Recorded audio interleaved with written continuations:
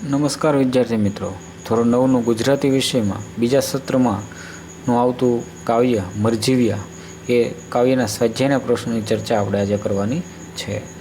હું બધાને જય શ્રી ગણેશ. હું જોગોડકિયા પ્રવીણભાઈ, તમને બધાનું આ વિડીયોમાં હાર્દિક સ્વાગત કરું છું. જોઈએ આપણે આ મરજીવ્યા કાવ્યના સ્વાધ્યાયના પ્રશ્નો અને તેના જવાબો. પહેલો પ્રશ્ન છે, પ્રશ્નની નીચે આપેલા વિકલ્પમાંથી સાચો વિકલ્પ પસંદ કરી ખરાની નિશાની કરો. એમાં પહેલું છે, મરજીવ્યાના પ્રિયજનો માટે નીચેનામાંથી કઈ બાબત લાગુ પડતી નથી? તો એનો જવાબ છે એ, બી અને સી. તો એ છે રડતા રડતા આડા ફર્યા, બી છે ખોટી તે જીવન ન વેડફતા કહ્યું, ત્રીજું છે મોઢું મીઠું કરાવી મરજીવ્યાને વળાવ્યા, અને 5 ડી છે આવી વિનાશકર વાત ક્યાંથી વળગી તેવું વિચારવા લાગ્યા. વિદ્યાર્થી મિત્રો, આમાં મરજીવ્યા માટે નીચેનું કઈ બાબત લાગુ પડતી નથી એ શબ્દ કીધો છે, તો એનો જવાબ છે આપણે જોવાનો છે. બીજું છે, મરજીવ્યા દરિયામાંથી શું શોધી લાવ્યા? તો એ, બી અને સી. તો એ ક્યારે ન ખૂટે તેટલા મણી મોતીનો ખજાનો, શંખ ને છીપલા, જહાજનો કાટમાળ અને ખાલી હાથે પાછા ફર્યા. ABCDમાંથી એ છે એનો જવાબ રહેલો છે. ત્યારબાદ બીજો પ્રશ્ન છે, એટલે કે બીજા પ્રશ્નની અંદર આપણે ચર્ચા કરીએ કે મરજીવ્યા કઈ રીતે સમુદ્ર ભણી ઉપડ્યા?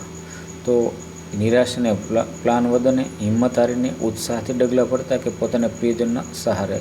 તો એની અંદર સી એટલે કે ઉત્સાહથી ડગલા ભરતા એ જાય છે. ચોથું છે, નીચેનામાંથી કઈ બાબત સમુદ્રને લાગુ પડતી નથી?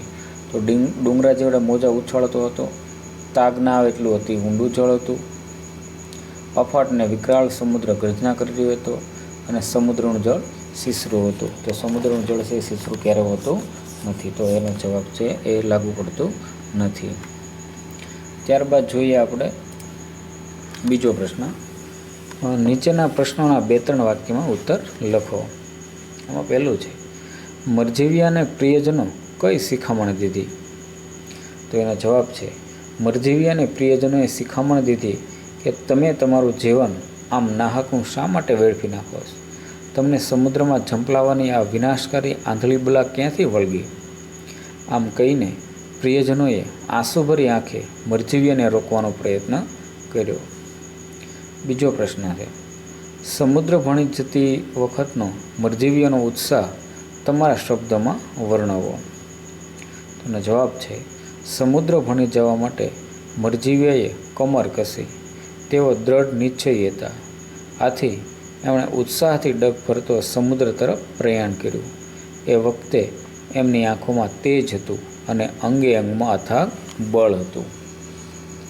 ત્યાર પછીનો પ્રશ્ન છે કે નીચેના પ્રશ્નોના 7-8 વાક્યમાં ઉત્તર લખો.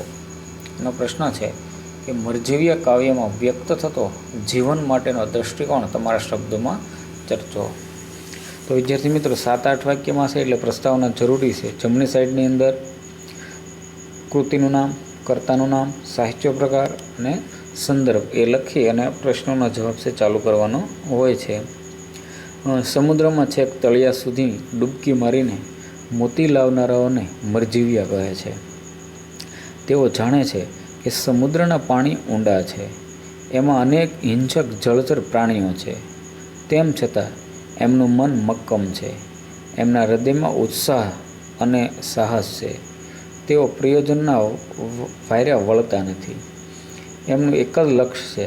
આથી સહેજ પણ ડર્યા વગર તેઓ જીવનનું જોખમ ખેડે છે.